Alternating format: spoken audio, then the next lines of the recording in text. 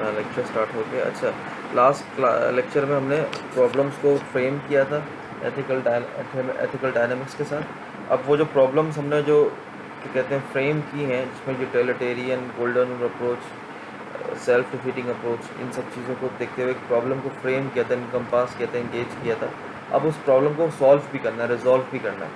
और रिजॉल्व करते वक्त प्रॉब्लम को, ये बात आप गौर से समझें कि प्रॉब्लम को रिजॉल्व करते वक्त इस बात का ख्याल रखा जाता है कि मोरल इश्यूज़ के ऊपर कॉन्फ्लिक्ट्स होते हैं और वही कॉन्फ्लिक्ट जो है ना वो क्लैश की सूरत बन जाते हैं। क्योंकि डाटा भी होता है, बाज़ औक़ात आपके पास एक्सपीरियंस भी होता है, आपके पास चीज़ें को रैशनलाइज करने के लिए टूल्स भी होते हैं, लेकिन मोरालिटी के रिस्पेक्ट से चीज़ें फिर थोड़ी सी एम्बिगस हो जाती हैं और फिर वो पर्सनल क्लैश में चली जाती हैं। तो रिजॉल्विंग द प्रॉब्लम्स में हम थोड़ा सा इस चीज़ को भी मद्देनज़र रखेंगे और एक तो मेथड भी यूज़ करेंगे कि प्रॉब्लम्स को एथिकली कैसे रिजॉल्व करना चाहिए। सबसे पहली बात तो ये कि कॉमन मोरालिटी जो है हमें याद दिलाती है इम्पोर्टेंस ऑफ ऑनेस्टी। तो अगर फॉर एग्ज़ाम्पल आप कोई भी प्रॉब्लम को रिजॉल्व करें और उसमें आप ऑनेस्ट नहीं हैं, अपने रिस्पेक्ट से खुद आप बायस्ड हैं, फॉर एग्ज़ाम्पल आप खुद एक तरफ झुकाव है आपका, तो आपके अंदर ऑनेस्टी कभी नहीं होगी और आप प्रॉब्लम्स को सही तरीके से रिजॉल्व नहीं कर पाएंगे। तो सबसे पहली चीज़ कॉमन मोरालिटी की है, जो कि ऑनेस्टी है, ट्रस्ट है। That is the most important element when resolving a problem. और जब भी आप किसी भी एथिकल क्वेश्चन को रिजॉल्व करने जाएं, तो सबसे पहले तो उसके फैक्ट्स जो है ना, उन फैक्ट्स के ऊपर ज़रूर फोकस करें। Just focus things on the facts. Otherwise अगर आप फैक्ट्स पे फोकस नहीं करेंगे, आप फैक्ट्स के या डाटा के बरअक्स अपनी पर्सनल थिंकिंग के रिस्पेक्ट से बात करेंगे, तो उस वक्त प्रॉब्लम आएगा, क्योंकि डाटा कुछ और कह रहा होगा और आपकी पर्सनल थिंकिंग कुछ और कह रही होगी। तो एथिकल इश्यूज़ के ऊपर जो सबसे इम्पोर्टेंट एलिमेंट है वो है डाटा का। और इसके बाद सबसे जो तीसरी इम्पोर्टेंट चीज़ है कि कभी भी ऑफिशियल प्रॉब्लम्स के साथ आप कॉमन मोरालिटी को या पर्सनल मोरालिटी को आप फिक्स नहीं करते। आप उसके प्रोफेशनल, जब भी उसको रिजॉल्व करने के लिए बात करते हैं, तो आप प्रोफेशनल कोड्स या उसके नॉर्म्स या उसके प्रोफेशनल कोड्स के रूल्स एंड रेगुलेशन, उनको रिस्पेक्ट से आप इंगेज करते हैं। आपकी जो प्रोफेशनल कोड्स हैं उनका क्योंकि क्लैश है आपकी पर्सनल मोरालिटी के साथ, तो एट अ गिवन टाइम आपको प्रायोरिटी देनी पड़ती है। या तो आप प्रोफेशनल कोड्स को प्रायर रखेंगे या अपनी पर्सनल मोरालिटी को प्रायर रखेंगे। लेकिन जो ऑर्गेनाइजेशनल पैराडाइम के अंदर आप पर्सनल मोरालिटी को या कॉमन मोरालिटी को आप प्रायर नहीं रखते, प्रायोरिटी नहीं देते, बल्कि जो उनके अपने कोड ऑफ एथिक्स होते हैं या रूल्स एंड रेगुलेशंस होते हैं किसी भी ऑर्गेनाइजेशन के अंदर काम करते वक्त, क्योंकि जब आप उसके ऊपर कोई भी साइन करते हैं किसी भी तरीके के एग्रीमेंट के ऊपर फॉर ज्वाइनिंग द जॉब, तो उस पर यह बात लिखी हुई होती है कि आप उनके प्रोफेशनल ऑब्लिगेशन के रिस्पेक्ट से एडहेयर करोगे। और इसी वजह से दो मेथड है जिसको हम रिव्यू करेंगे, एक है लाइन ड्राइंग और दूसरा है क्रिएटिव थ्योरी। और इसी के तरीके से हम कॉमन मोरालिटीज़ के इशूज़ को रिजॉल्व करेंगे। एक एग्जाम्पल है, इसमें एक एमेंडा एक इंजीनियर है, उसने कंपनी ए के साथ एक मुआहदा किया, एक एग्रीमेंट किया। वो उस एग्रीमेंट की लिमिट नहीं थी, कोई टाइम लिमिट नहीं थी। टाइम लिमिट से मुराद टाइम लिमिट जॉब छोड़ने की नहीं, बल्कि टाइम लिमिट उस मुआहदे की मियाद मुद्दत, उसके रिस्पेक्ट में बात कर रहे हैं। यानी एमेंडा ने, मैं दोबारा बता दूं, एमेंडा ने जो एग्रीमेंट साइन किया कंपनी ए के साथ, उसमें एक क्लॉज था कि कंपनी ए के ट्रेड सीक्रेट्स एमेंडा कभी भी आगे किसी को नहीं बताएगी, इवन जॉब छोड़ने के बाद भी। ये उसका एक एग्रीमेंट था कंपनी ए के साथ। उसके थोड़े अरसे बाद एमेंडा कंपनी ए से मूव होकर कंपनी बी चली गई। और कंपनी बी जब चली गई तो वहाँ पर उसने जाके देखा कि उसके कुछ आइडियाज़ जो उसने कंपनी ए में डेवलप किए थे, वो कंपनी बी में उन आइडियाज़ का इस्तेमाल काफ़ी अच्छा साबित हो सकता है और कंपनी बी को फ़ायदा भी दे सकता है वो आइडिया का इस्तेमाल जो उसने कंपनी ए में अमेंडा ने डेवलप किए थे। और याद रहे कंपनी ए के साथ अमेंडा का एग्रीमेंट है जिसकी कोई टाइम लिमिट नहीं है, और उस एग्रीमेंट के तहत अमेंडा ट्रेड सीक्रेट्स किसी के ऊपर रिवील नहीं करेगी। अब जो कंपनी ए में आइडियाज़ डेवलप किए थे अमेंडा ने, वो उसने कभी भी कंपनी ए में इस्तेमाल नहीं किए अमेंडा ने कंपनी ए के लिए। लेकिन आइडियाज़ जो कंपनी ए में डेवलप किए थे, जाहिर सी बात है अमेंडा ने वो कंपनी ए के रिसोर्सेज को इस्तेमाल करते हुए, कंपनी ए के सराउंडिंग्स को इस्तेमाल करते हुए, कंपनी ए के पैसे को इस्तेमाल करते हुए इस्तेमाल किए थे। कंपनी ए की चीज़ें जो उसको दी गई थी उनको यूज़ करते हुए अमेंडा ने वो आइडियाज़ जनरेट किए थे। लेकिन अब वो अभी भी सोच रही है बात कि अगर मैं कंपनी बी में उन आइडियाज़ को यूज़ करूँ जो मैंने कंपनी ए में डेवलप किए थे, तो उससे मेरा अपना जो माहदा है वो तो वायोलेट नहीं होता। अगर वो वायोलेट होता है तो फिर इशू है अमेंडा के लिए, लेकिन ऐसा ना हो कि उसकी वजह से कोई प्रॉब्लम आए। अब एक ये इशू है जिसको रिज़ॉल्व करना है, और इस इशू को अगर हम रिज़ॉल्व नहीं करेंगे तो इसमें ज़ाहिर सी बात है क्लैश की सूरत हाल प्रॉब्लम के साथ आ सकती है और क्लैश इसमें राइज हो सकता है। अब इस चीज़ को देखने के लिए कि अमेंडा ने क्या, अगर वो कंपनी बी में आइडियाज़ को यूज़ करती है तो क्या कोई एथिकल प्रॉब्लम तो है नहीं है। अब इसके दो पहलू हैं। एक तो इसका मोरल पहलू है, मोरालिटी के रिस्पेक्ट से एक पहलू है, एक प्रोफेशनल कोड ऑफ कंडक्ट के रिस्पेक्ट से एक पहलू है। तो मोरालिटी के पहलू को हम साइड में थोड़ी देर के लिए करते हैं। प्रोफेशनल कोड ऑफ कंडक्ट के रिस्पेक्ट से अगर हम किसी चीज़ को इंगेज करें तो उसको इंगेज करने के लिए सबसे इम्पॉर्टेंट जो चीज़ है वो है लाइन ड्राइंग। लाइन ड्राइंग जो है वो इसलिए की जाती है, जिसमें लाइन ड्राइंग से मुराद एक, जैसे आप लकीर खींच देते हैं ना बीच में, लकीर के इस तरफ एक तरफ जो है सीधे हाथ की तरफ जो है वो चीज़ें जो लीगल हैं, और लकीर के उल्टे हाथ की तरफ वो चीज़ें हैं जो इलीगल हैं। यानी आपने एक बाइफर्केशन कर दी, डिवीज़न कर दी लीगल और इलीगल, एथिकल और अनएथिकल चीज़ों के दरमियान, जिससे आपको क्लियरली पता चल जाए कि ये जो अमेंडा का एक्शन है ये अनएथिकल है या एथिकल है। That is called line drawing. तो इसका मतलब है लाइन ड्राइंग के आपके पास दो पहलू होते हैं। एक होता है, आप देख रहे हैं लेफ़्ट साइड पे नेगेटिव पैराडाइम और राइट साइड पे पॉजिटिव पैराडाइम। यानी पॉजिटिव पैराडाइम में वो चीज़ें होंगी जिसकी वजह से अमेंडा को परमिशन मिल सकती है। नेगेटिव पैराडाइम वो चीज़ें जो उसको परमिशन देने से रोक रहे हों। यानी कि नेगेटिव पैराडाइम में आप ये बात लिख सकते हैं कि भाई इसने पहले एग्रीमेंट साइन किया, वो एक नेगेटिव एक्सपेक्ट है जो अमेंडा को आइडिया शेयर करने से रोकेगा। और पॉजिटिव एक्सपेक्ट क्या है कि क्योंकि उस आइडिया को डेवलप करने के लिए अमेंडा ने कभी यूज़ नहीं किया था वहाँ पे, तो ये पॉजिटिव एक्सपेक्ट है। तो ये दो पैराडाइम्स में हमने इसको ब्रेक करना होता है किसी भी केस को।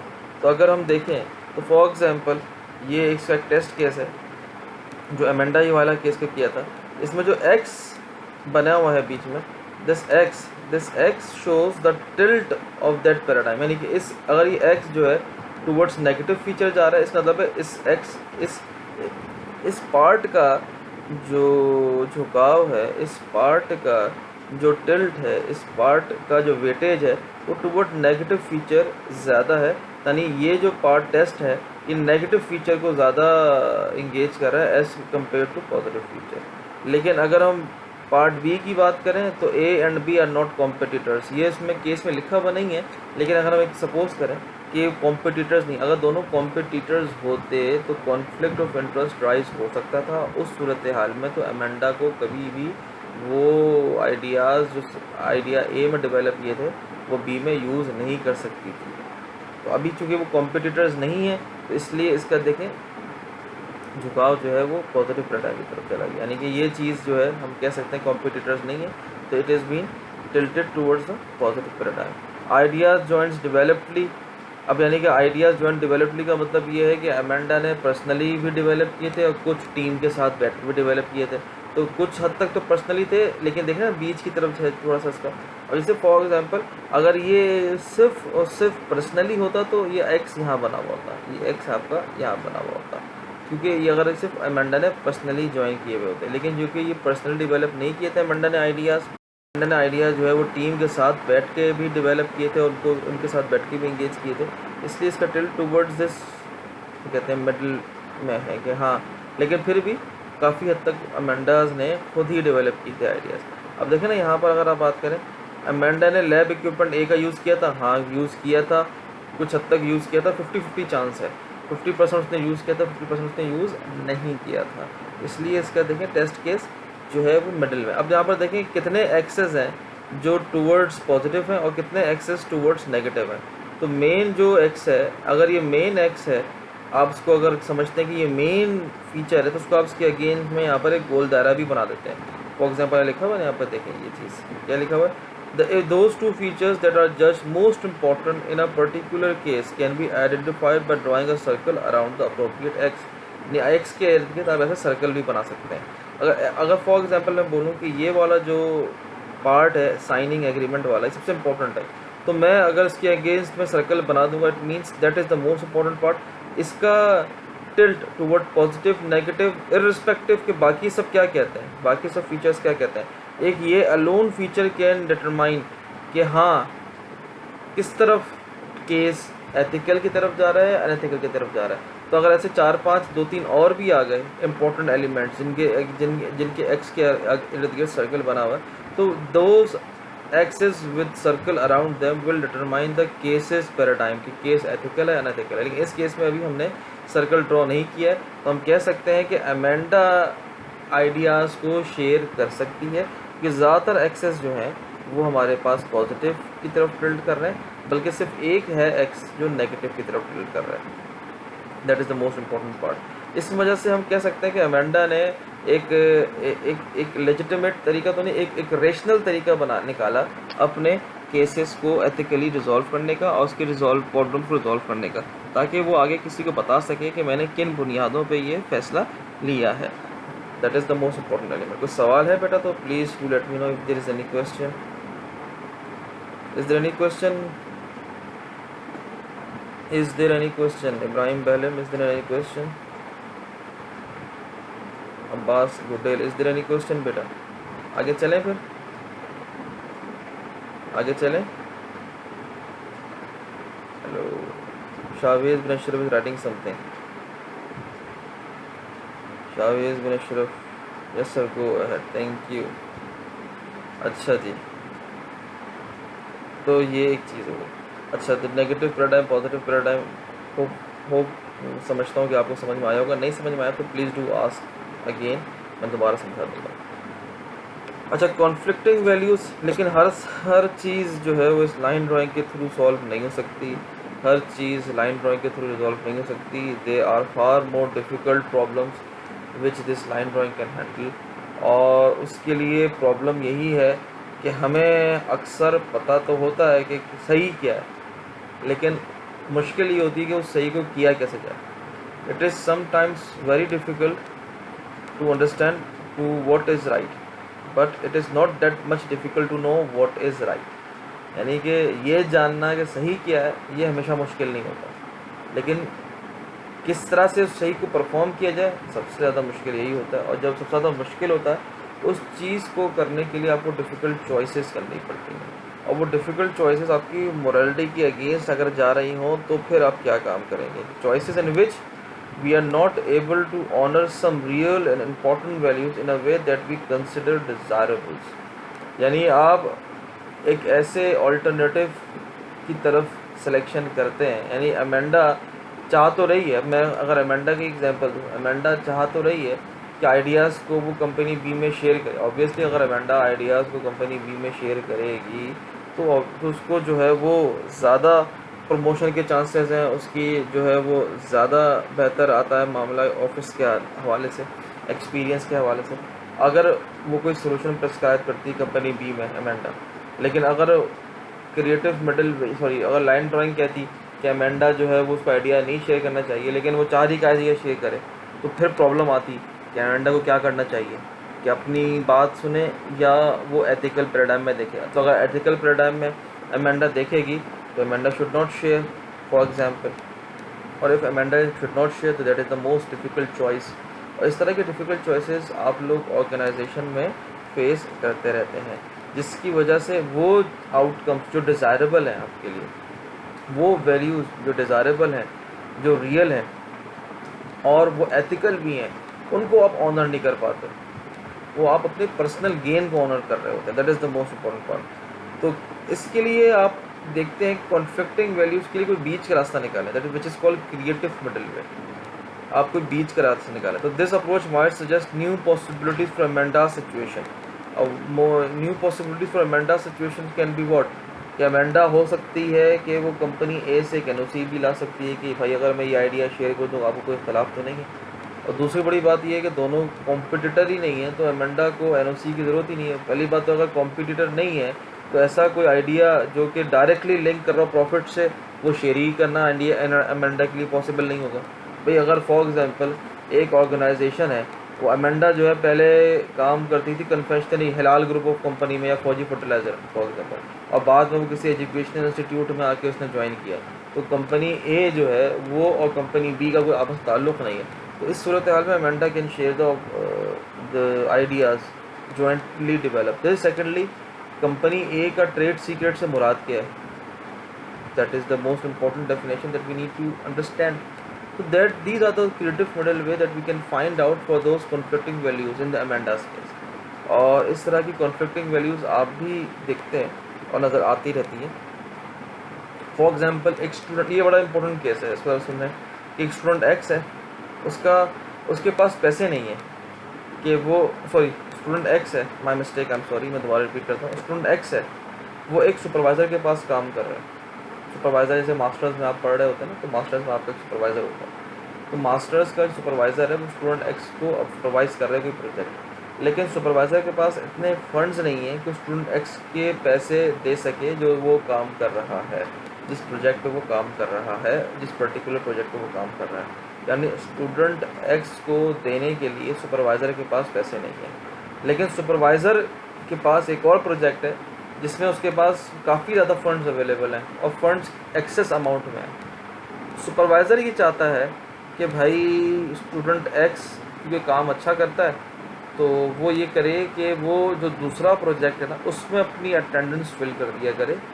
काम भले वो अपने प्रोजेक्ट में करता रहे, काम चाहे वो अपने प्रोजेक्ट में करता रहे, लेकिन अटेंडेंस या पे ऑन पेपर हम उसको दूसरे प्रोजेक्ट में शो कर देंगे, ताकि उस दूसरे प्रोजेक्ट से उसको फ़ंड रिलीज़ होते जाएं।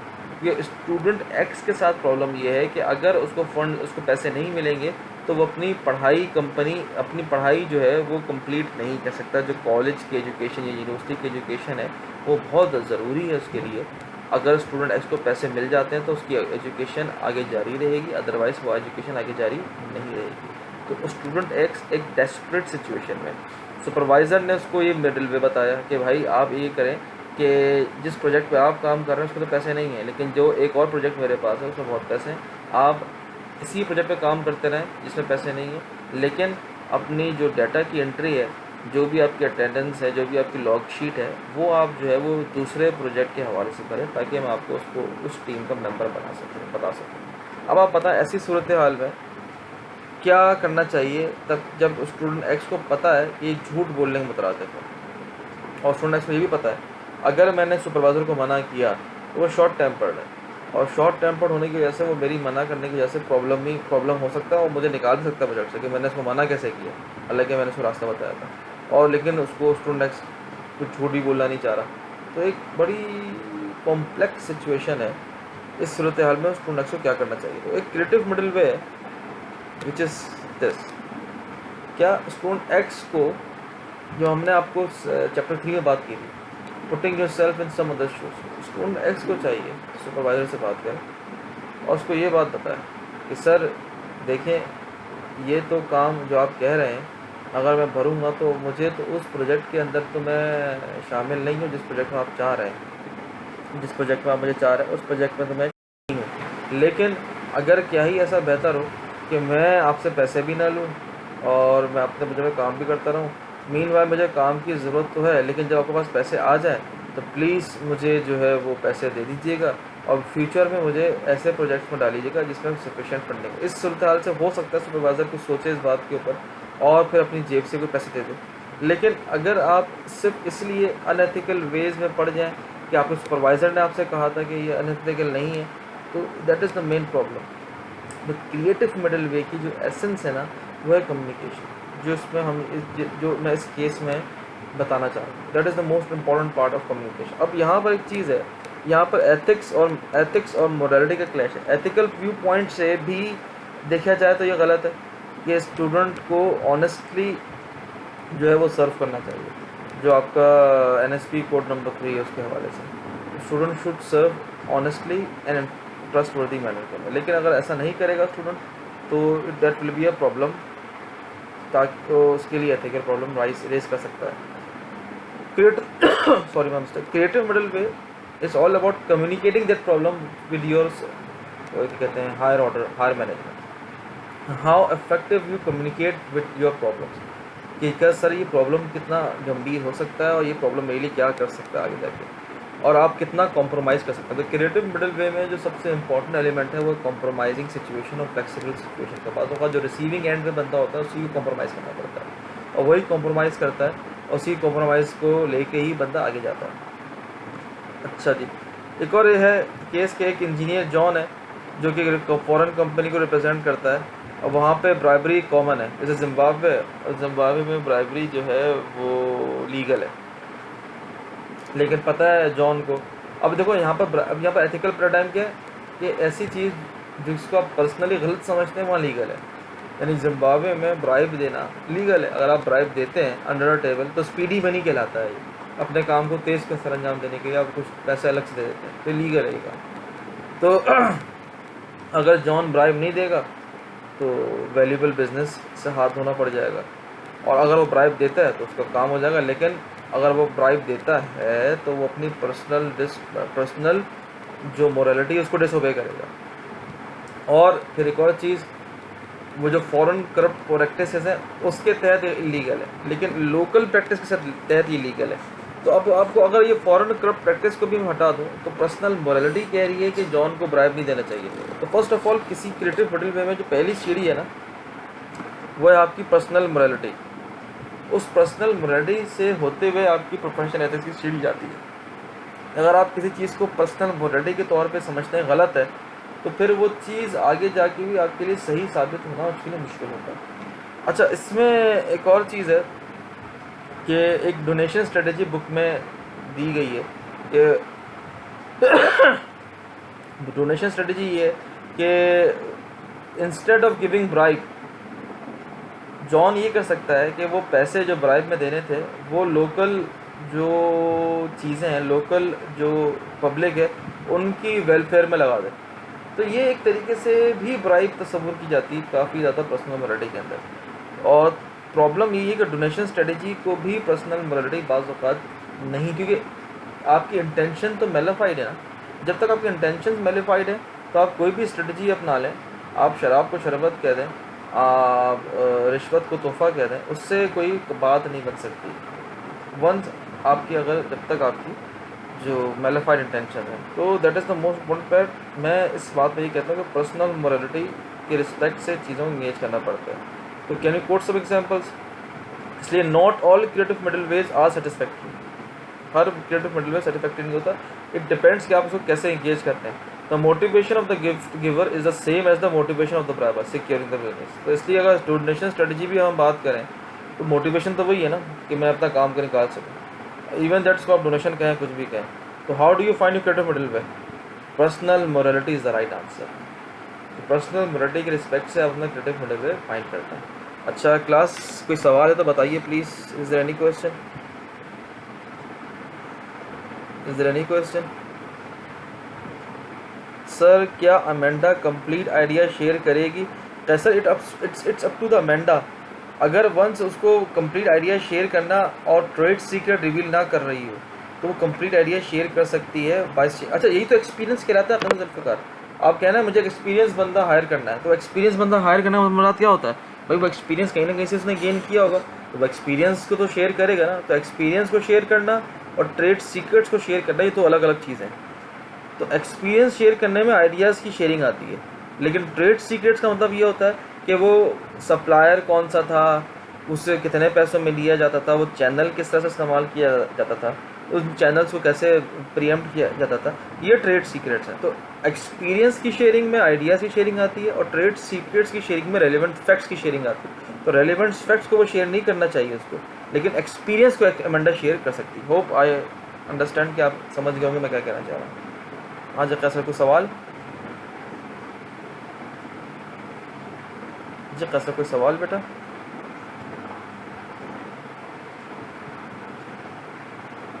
तो मीटिंग को एंड करें बेटा, फिर यहाँ पर अटेंडेंस ले लो।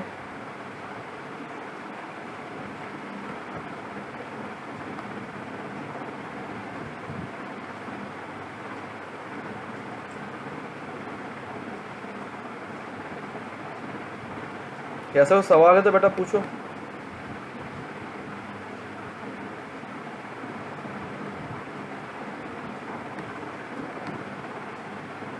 क्या सर कोई सवाल है तो पूछो बेटा।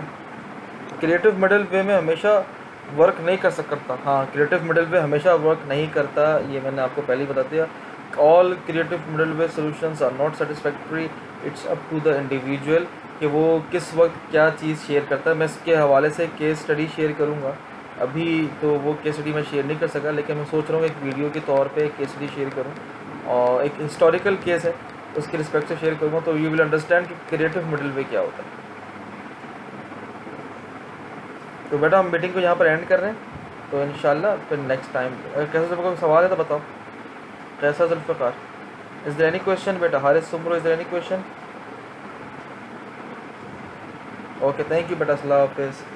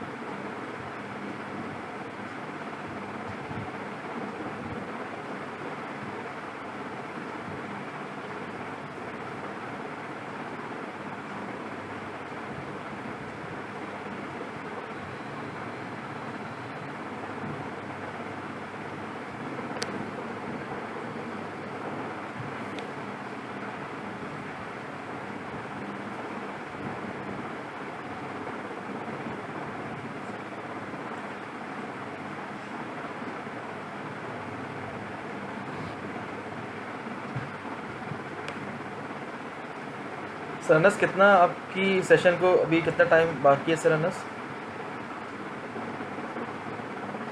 जी सर, आपके सेशन को कितना टाइम बाकी है अभी?